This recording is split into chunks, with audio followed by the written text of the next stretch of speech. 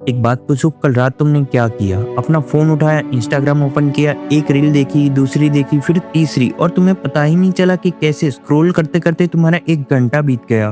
और एंड में क्या मिला? एक अजीब सा थॉट, लोग कुछ ना कुछ कर रहे हैं, बस सिर्फ मैं ही अपनी लाइफ में कुछ नहीं कर रहा। अगर तुम भी ऐसा कभी कभी फील करते हो तो आज की वीडियो तुम्हारी लाइफ चेंज कर सकती है, क्योंकि अगर तुम सिर्फ एक हॉबी को पिक कर लो और 30 दिन तक उसको कंसिस्टेंटली फॉलो करो तो तुम गारंटीड है कि तुम्हारी लाइफ चेंज हो जाएगी। और आज मैं तुम्हें 9 हॉबीज बताने वाला हूँ जो लिटरली तुम्हारी पर्सनैलिटी को एक अलग ही लेवल पर ले जा सकती है। तो पहली हॉबी है रीडिंग। सबसे अंडररेटेड हॉबी है रीडिंग। लोग बोलते हैं कि रीडिंग बोरिंग है, पर सच ये है कि रीडिंग बोरिंग नहीं होती, रीडिंग स्लो होती है। और हमारा ब्रेन अब रील्स की स्पीड पे एडिक्टेड हो चुका है। अगर तुम रोज सिर्फ 10 से 15 मिनट तक रीडिंग स्टार्ट कर दो तो 30 दिन में तुम्हें पता ही नहीं चलेगा कि तुम्हारी थिंकिंग डीपर हो गई है, तुम्हारी वोकेबुलरी इंक्रीज हो गई है, और सबसे डेंजरस चीज, तुम लोगों की बकवास को इग्नोर करना सीख जाओगे। हॉबी नंबर 2 ये है कि राइटिंग एंड जर्नलिंग। कभी नोटिस किया है कि कभी कभी दिमाग में 100 से भी ज्यादा थॉट्स घूम रहे होते हैं और पता ही नहीं चलता कि क्या चल रहा है। इसलिए जर्नलिंग पावरफुल है। रोज 5 मिनट लिखो,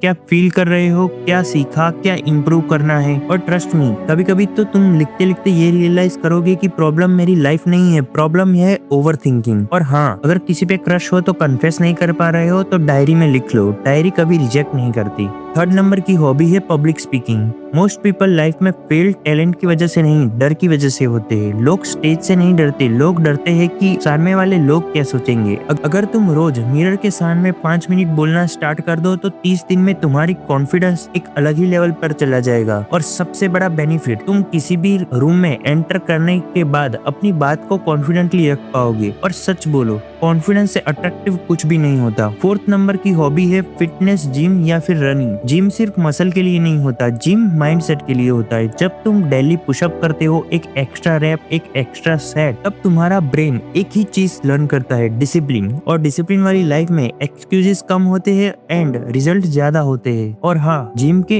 एक हिडन बेनिफिट ये है कि कॉन्फिडेंस ऑटोमेटिकली बढ़ जाता है, और कभी कभी तो आपकी क्रश भी उसको नोटिस कर लेगी। Hobby number 5, learning a new skill. Skill कुछ भी हो सकती है, video editing, graphic designing, coding, photography या फिर कंटेंट क्रिएशन। इंटरनेट पे लिटरली फ्री यूनिवर्सिटी पड़ी है। आप यूट्यूब पे किसी भी स्किल को सर्च करोगे तो उसके हजारों वीडियोस आ जाएंगे। पर प्रॉब्लम नॉलेज की नहीं है, प्रॉब्लम है कंसिस्टेंसी की। अगर तुम 30 दिन तक एक स्किल को प्रैक्टिस करो तो शायद तुम एक्सपर्ट बन जाओ, पर तुम एवरेज से बहुत आगे निकल जाओगे। और आज की दुनिया में skill is greater than the degree. Hobby number 6 ये है कि मेडिटेशन। अगर तुम्हारा माइंड कंसिस्टेंटली नॉइस से भरा रहता है तो तुम मेडिटेशन को ट्राई करो। सिर्फ 5 मिनट, बस आंख बंद करो और अपनी ब्रीथिंग पे फोकस करो। पहले दिन तो तुम्हें ये लगेगा कि ये क्या फालतू काम है, और दूसरे दिन तुम्हें ये लगेगा कि भाई थॉट्स रुक रहे हैं, और तीसरे दिन अच्छा थोड़ा काम लग रहा है, और 30 दिन बाद तुम रियलाइज करोगे कि तुम्हारी रिएक्शन कंट्रोल में आ रही है। Hobby number 7, learning communication.